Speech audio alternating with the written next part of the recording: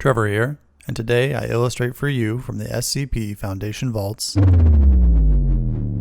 item number SCP-682. Object Class Keter. Special Containment Procedures. SCP-682 must be destroyed as soon as possible.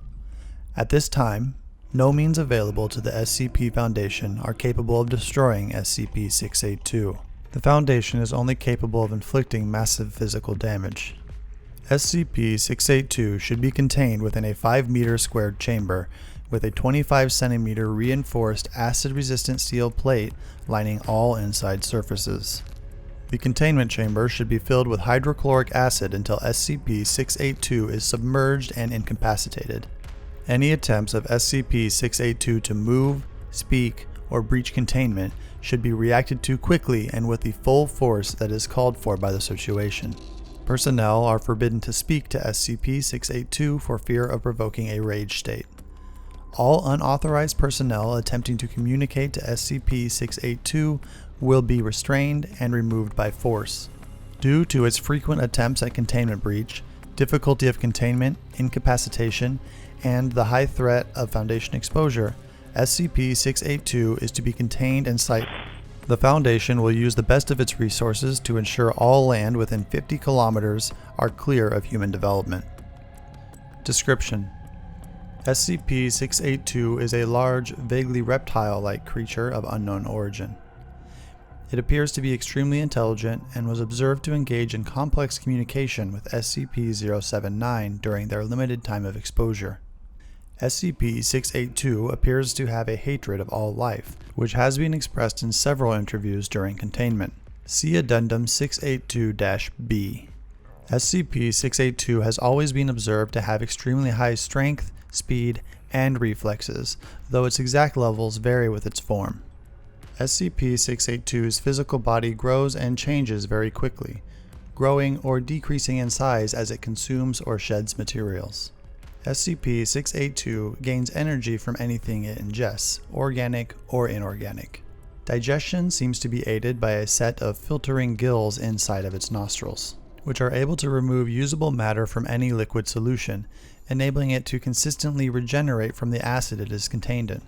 SCP-682's regenerative capabilities and resilience are staggering. SCP-682 has been seen moving and speaking with its body over 80% destroyed or rotted. In case of a containment breach, SCP-682 is to be tracked and recaptured by all available mobile task forces, and no team with fewer than 7 members are cleared to engage it.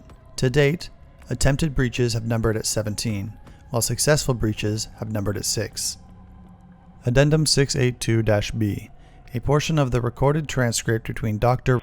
and SCP-682. Now, why did you kill those farmers? If you don't talk now, we will remove you from this attempt and place you back into the holding cell. Pardon?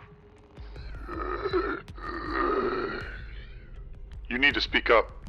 D85, move the mic up closer. D85, that microphone has only so much gain. Move it closer. Oh, come on, his throat's messed up, man. Look at it. He ain't talking about it. They were disgusting. End log. Addendum 682-E. Termination options. Log of event 682-E18. Dr. attempts to use SCP-409 on SCP-682. General, and Dr. observing. 0400. Exposure begins. SCP-682 began to tear at the point of contact, causing massive trauma to the area. SCP-682 requested several times to know what it had been exposed to. 0800. Crystallization begins. It's spreading much slower than normal. 1200. SCP-682 showing signs of extreme pain and is having seizures. 1300. Crystallization stopped at 62% conversion. Crystallized area then began exploding. causing massive physical trauma to SCP-682. 1400.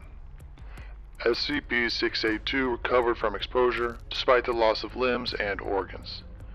SCP-682 began regeneration, stating that it will attempt to kill and consume all staff involved in Event 682-E18. End log. SCP-682 appears to now be immune to SCP-409. Use of other SCP items to terminate SCP-682 must now first be tested on samples of SCP-682 before full-scale testing. In accordance with Dr. recommendations, Dr. and Dr. have requested permission to attempt the termination of SCP-682 using SCP-689. The request is currently pending approval.